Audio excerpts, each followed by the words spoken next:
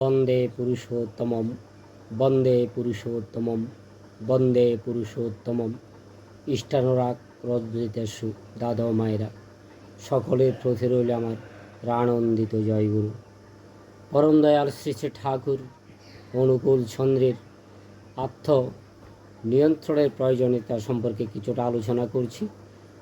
আমার এই আলোচনাগুলো যদি আপনাদের ভালো লাগে, আপনারা আমার ইউটিউব চ্যানেল বিশ্বাস তরুণ গীতবাণী সাবস্ক্রাইব, লাইক, শেয়ার, কমেন্ট করে আগামী দিন কিছু বলার জন্য আমাকে উৎসাহিত করবেন। আত্মনিয়ন্ত্রকতার প্রয়োজন আত্মনিয়ন্ত্রণের জন্য। আত্মনিয়ন্ত্রণ না হলে ব্যক্তিত্ব খণ্ডিত থেকে যায়, সব দিককার ইঙ্গিত হয় না। আমাদের বহু বৃত্তি আছে, তার মধ্যে বড় রিপু প্রধান। এদের আবার বহু বিভাগ আছে। এগুলির ধারণায় মানুষের ভালো মন্দ জ্ঞান থাকে না, প্রবৃত্তি দমন করিতে পারে না। তাই আমাদের বাহিরে উদ্দে এমন একজন গুরুজন চাই, যাকে খুশি করার প্রলোভনে বৃত্তির প্রলোভন বা প্ররোচনা এগিয়ে চলা যায়। সে মানুষটি আবার শ্রেয় প্রাণতার ভিতর দিয়ে নিয়ন্ত্রিত হওয়া যায়। এমন তো সক্রিয় শ্রেয় প্রাণ চলনাকে আত্মাত্মিকতা বলে। উচ্চাকাঙ্ক্ষা থেকে মানুষ যত বড়ই হোক না কেন, তাতে আত্মনিয়ন্ত্রণ ক্ষমতা জাগে না। তাই আকাশ পাতাল ছড়িয়েও মানুষ শান্তি পায় না। যেই নিজেই শান্তি পায়নি, সে অন্যকে শান্তি দিতে পারে না। অনেক ক্ষমতা তার অধিকারী হয়ে মানুষকে গুতিয়ে নিয়ে বেড়ায় ও নিজেও গুতুও খায়। লেখাপড়া তো আর বিদ্যা নয়, চরিত্র না হলে বিদ্যা হয় না। অভ্যাস ও ব্যবহারের সার্থক সক্রিয় নিয়ন্ত্রণই হলো শিক্ষা। ভগবান লাভ হই তথাকথিত অনুভূতি যতই হোক না কেন, আত্মনিয়ন্ত্রণ যতক্ষণ না হয় ততক্ষণ মানুষের কিছুই হলো না।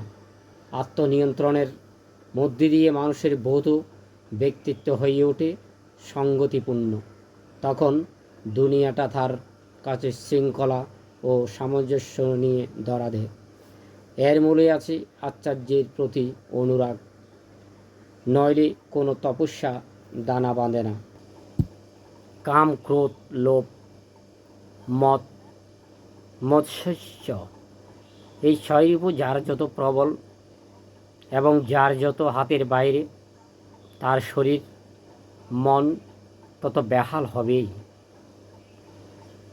যৌন জীবন যার যত অনিয়ন্ত্রিত, তার গোটা জীবনটাও তত বিশৃঙ্খল। অন্যান্য প্রবৃত্তিগুলি খামের রকমারি ডালপালা। মানুষের আদর্শনিষ্ঠ দাম্পত্য জীবন, এই দুটো যদি ঠিক থাকে তাহলে অনেকখানি বাছুয়া। এর ভিতর দিয়ে কামের সুনিয়ন্ত্রণ হয়। কাম নিয়ন্ত্রিত হলে অন্যান্য প্রবৃত্তিগুলি পথে আসে। তাই দীক্ষা ও বিয়ে এই দুটো বিধিমাফিক হওয়া চাই। গুরু যদি আচরণ সিদ্ধ আচার্য না হন, তাহলে মানুষের ভক্তিটা সাধারণত সার্থক হয়ে ওঠে না। তাই যত্রতত্র দীক্ষা নেওয়া উচিত নয়। অবশ্যই অনেক ভালো গুরু, কুলগুরু আছেন, তারা দীক্ষার সময় বলে থাকেন, তুমি আপাতত এই অনুশীলন করো, সদ্গুরু পেলে তাকে গ্রহণ করো। সদ্গুরুর সন্ধানী হয়ে অমন্তর দীক্ষা নিয়ে কৌশলী করা চলে। কুঅভ্যাস নিয়ন্ত্রণের পথ। মানুষের মেজাজ মাঝে মাঝে খিটখিটে হয়, এই যোগটাকে প্রশ্রয় দিতেই নেই। বারবার অভিব্যক্তি দিতে দিতে এইটা পেয়ে বসে। কয়েকবার কুবাক্য বলবার পর সেটা অভ্যাসে দাঁড়িয়ে যায়। তখন তার উপর আর আমাদের দখল থাকবে না। ভালো যা কিছু তার অনুষ্ঠান, আচার ও বহু অভিব্যক্তি যত বেশি ও যত ত্বরিত করতে পারা যায় তত মঙ্গল। খারাপ যা কিছু তার অনুষ্ঠান আচরণ, শরীর বিধান, স্নায়ু, শিরা, উপশিরা প্রত্যেকটি মস্তিষ্ক কোনো সৎ চলনে অভ্যস্ত হলে, মন্দ থেকে বিরত থাকলে মানুষের সাধনার পথকে সহজ করে তুলবে। রিপুর জয়ের কৌশল আমাদের প্রবৃত্তিগুলি, রিপুগুলি যখন ইষ্টস্বার্থ প্রতিষ্ঠায় নিয়োজিত হয় তখন ওই রিপু আর রিপু থাকে না, রিপু বন্ধু হয়। রিপুগুলিকে ইষ্টস্বার্থ প্রতিষ্ঠাপন্ন করে তোলায় জীবত্ব হওয়া। ইষ্ট প্রতিষ্ঠায় মানুষের সত্তা বিনষ্ট হয়, ইষ্ট প্রতিষ্ঠায় মানুষের সত্তা বিনষ্ট, নিয়ন্ত্রিত হয়, ব্যক্তিত্ব সংহত হয়, প্রজ্ঞার উদ্ভব হয়। তুমি আলাদা মানুষ হয়ে যাবে, সাধারণ মানুষের মতো। তোমার জানাগুলি বিচ্ছিন্ন থাকবে না, যেইগুলি পরস্পরকে পরিপূরক হয়ে তোমাকে শক্তিমান করে তুলবে। সেই শক্তির বলে তোমার ওই বিদ্যা নিয়েই বহু কঠিন কাজ কৃতিত্বের সঙ্গে করতে পারবে। আত্মসংযম, মানুষ আত্মসংযম করে কেন? তার আত্মসংযম করার পেছনে আছে আমরা বাঁচতে চাই। সত্তার বিনিময়ে যা করি তাই প্রবৃত্তি। সত্তাকে যদি হারাই তবে প্রবৃত্তিকে উপভোগ করতে পারবো না। আর সত্তাকে আশ্রয় করে আছে প্রবৃত্তি। প্রবৃত্তিগুলিকে এমনভাবে ভোগ করতে হবে যাতে তারা সত্তা পোষণের ব্যাঘাত না জন্মায়। এইখানে আসে আত্মসংযমের কথা। ধরুন আমার খুব রসগোল্লা খেতে ইচ্ছে হয়, রসগোল্লা খাওয়ার লোভ আছে, কিন্তু রসগোল্লা আমাকে খেয়ে ফেলুক তা কিন্তু আমি চাই না। প্রবৃত্তি যখন আমাদের সত্তাকে শোষণ করে তখন আমাদের নিরোধ করতে হবে। তাকে বলে সংযম। কেবল মুখে বললে এটা পারা যাবে না। প্রবৃত্তি যখন চেপে ধরে তখন আত্মরক্ষা করা যায় না। আদর্শে যদি একনিষ্ঠ সক্রিয় টান থাকে তখন আমাদের ব্যক্তি প্রবৃত্তি তাকে সেবা করে। তাই প্রয়োজন আত্মসমর্পণ। তখন তার অপ্রীতিকর কোনো কিছুই রতে ইচ্ছা করে না।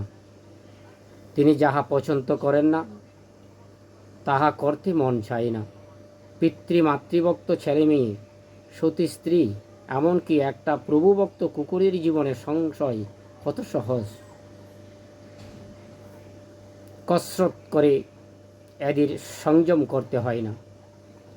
জোর করে সংযম করতে গেলে অনেক সময় অনেক খারাপ কিছু হয়ে যায়। প্রবৃত্তিগুলি পরস্পরের পরিপূরক হওয়া চাই। প্রত্যেকটি প্রবৃত্তি যদি প্রত্যেকটি প্রবৃত্তির পরিপূরণীয় না হয়, সেগুলি যদি দ্বন্দ্ব থাকে, সেগুলো যদি আলাদা আলাদা কর্তৃত্বে থাকে, তাদের মধ্যে যদি সঙ্গতি না আসে,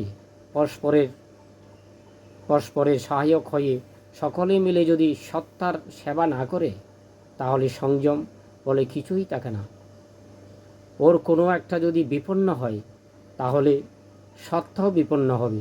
তাই সমস্ত প্রবৃত্তি দিয়ে আদর্শকে ভালোবাসতে হবে। তাতে প্রবৃত্তিগুলি সংযত ও নিয়ন্ত্রিত হবে। তাকে ভালোবাসব, তাকে সেবা করব, তাকে সুখী করব, এই তো আমাদের কাজ। আর তাহাতে আসবে আমাদের আত্মসংযম। কিন্তু আমরা কি চাই? আমরা অনেক সময় বই পড়ে বই হয়ে যাই, বইয়ের এক্সপেন্সকে মজ্জাগত করতে চেষ্টা করি না। সে কারণে আমাদের বলা হয়ে ওঠে না, কওয়া হয়ে ওঠে না, আবার চলা হয়ে ওঠে না। আমাদের সমস্যাটা দিন দিন প্রকট ধারণ করে। জীবনের ঘাত প্রতিঘাত আমাদের পশ্চাতে সবসময় লেগে থাকে। কি করে আমাদের সুস্থ স্বাস্থ্য জীবন সাজাতে এবং বাঁচাতে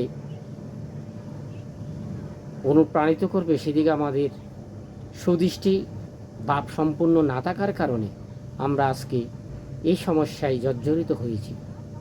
পরম দয়ার কাছে আমার প্রার্থনা সকলের মঙ্গলময় দিনকাল অতিবাহিত হোক, এবং এই বলে আজকে আপনাদের কাছ থেকে বিদায় নিলাম।